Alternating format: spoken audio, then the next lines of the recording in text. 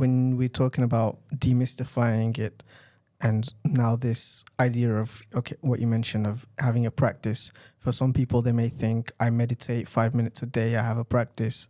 But when you're talking more of your connection to God and spirit, that could feel a little bit out there for people. Some people may not understand or truly get what that means. So when you're talking about building a practice, could you maybe share a little bit about what kind of a practice would be useful for people to build to create that grounding?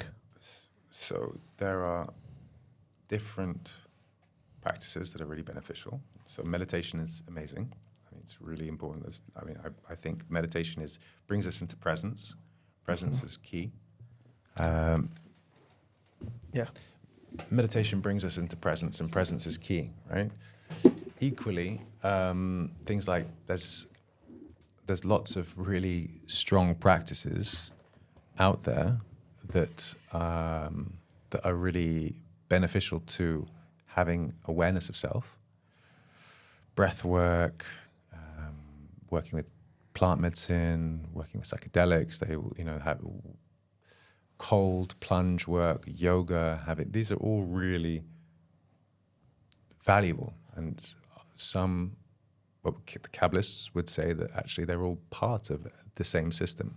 They're not separate to theirs. They support that deeper work. But the depth, we're talking about depth. What's really important is depth, actually. Real depth, to really be willing to go through all of the layers, to confront all of the really ugly stuff, the really inaccessible parts of ourselves. And I feel that there aren't many tools that support that consistently and hold us as we evolve. That are so, let's say, so complete, holistic, that support that depth of spiritual connection, but also that very rooted, pragmatic living in the world, being abundant in the world, being successful.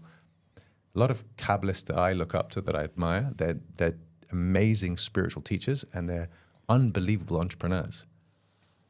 And they're amazing family men and community men, and they're very rooted in truth, and they're just clear. And you see them because then there's just a clarity of purpose, a clarity of self, and an ability to be present and connect, and a strength. And they live in the world. It's difficult just because we can unpack. There's so much that I can say. There can be many things that I say that are triggering, because someone says, well, I do breathwork and I'm an amazing breathwork teacher. How can you say that breathwork's not enough? I'm going to get a lot of pushback. So I'm pretty. I always look at what is keeping community together, what is supporting prosperity and growth. What are the practices that really, where you can see it's been working for thousands and thousands of years, and it's actually holding community together, and you see most of those people actually thriving, really, really thriving.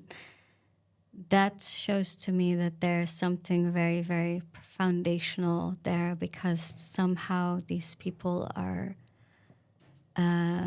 they are protected. There is a protection surrounding them that supports that growth and keeps community close together.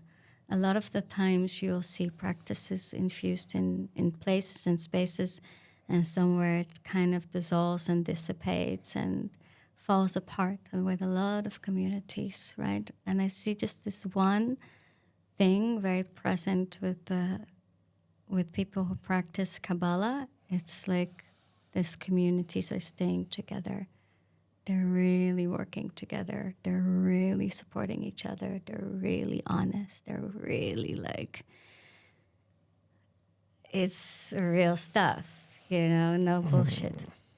And it's difficult things to say. These are all very. I don't, not to compare it without comparison or without saying this is better. It's just depth. One of my Right. teachers talked about the importance of depth just for all of us, and to be able to go deep enough. And just to answer your question, what that looks like, right? So there are specific prayers that you could do every day. So, for example, this morning I wake up and I do a specific prayer that connects me to the tree of life. So it's like 7 lines. I just speak them out. Then I scan codes because the eyes are the gateway to the soul, so you can connect with scripture and receive the energy of the scripture, receive the codes that are coming through. Just by scanning and breathing with these sounds, with these letters, and speaking them out. And then after that, what I did, I went to the ocean for a sea cleanse. So I do these mikveh. It's called mikveh. It's a very ancient practice, and it's done by sages, and priests. But we can actually use these tools because I work with energy. I work with people all the time. This is one of my main practices: is to go to the ocean to clear my field, to clear my energy. And again, this is just the lines connecting to the 7 dimensions of the tree of life. And you just basically, you clean each dimension from the crown to physicality. And it's like technology. It's like putting in a code into a computer and just downloading energy.